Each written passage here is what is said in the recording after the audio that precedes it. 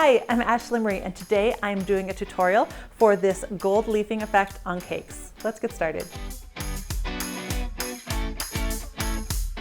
First thing you want to do is start out with a fondant covered cake. Now I always go with white so the color doesn't seep through. Now this was actually a silver leaf cake. I had a kind of a orangey white fondant underneath, and you can see that has seeped through and has colored it. So it won't do it right away, but it will do it eventually. So I would stick with white fondant.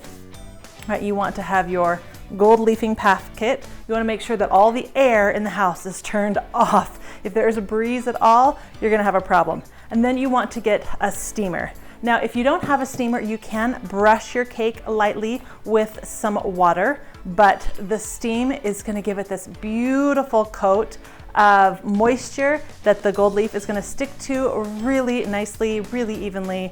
It's by far my favorite way to go. I have a link down below to my travel steamer, which I love. So start out with, take your steamer and just go up and down the fondant on your cake.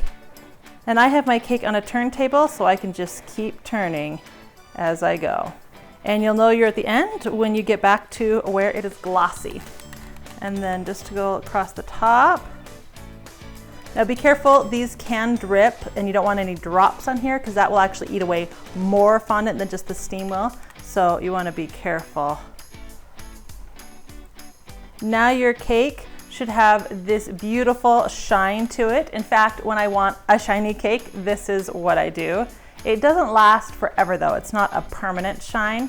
There's other ways to get a permanent shine, but that's a whole nother video. Now you want a very soft brush. You can buy them in the cake aisle at a lot of stores, like a specialty cake one. But honestly, as long as it's one that you don't cross-contaminate, you can use any brush you find anywhere. A craft store, a cake decorating store, even a makeup aisle. So I like to get really cheap, soft brushes. Just don't accidentally use them for makeup. Anyway, this is going to be our nice soft touch. So really, really soft, not bristly in any way. So now open up your gold leafing. Now in order to be edible, it needs to be 24 karat gold. So it does get expensive.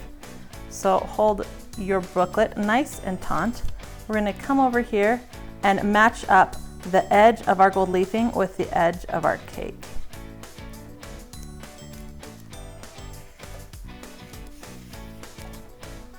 And peel away. And now we're going to line it up with the bottom of the cake and with the previous one we just did.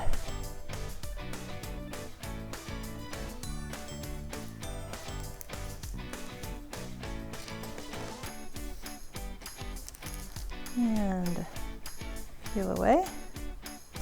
Now I accidentally put mine a little bit too far apart right there, and so to make up for it, I'm taking my packet and I'm folding over just a corner, so I'm only showing an itty bitty bit of the gold of this leaf.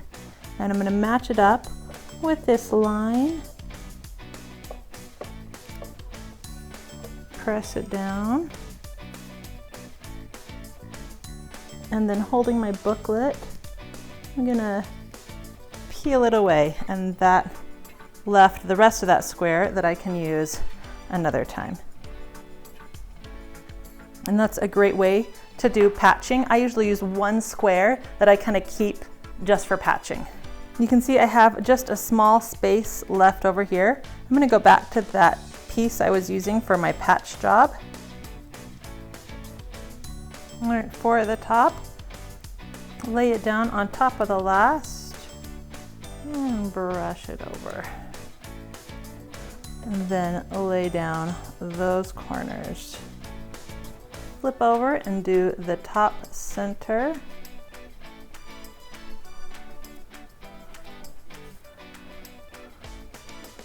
And then you just keep patching away until you're happy with it. Now I will warn you, at some point, it's gonna just not stick anymore. There's gonna be spots that are just always gonna be white, whether they weren't tacky enough to begin with, or maybe your finger touched them and got it unsticky, or maybe you scratched something on accident, or maybe this brush ended up getting something hard on it. You know, I don't know what the reasons is, but there's just sometimes little spots that just don't stick, and you've just gotta stop, because if you keep trying to patch, you're gonna hit the point that it's gonna end up causing more damage, scraping more off, rather than fill the hole. So it's finding that happy medium.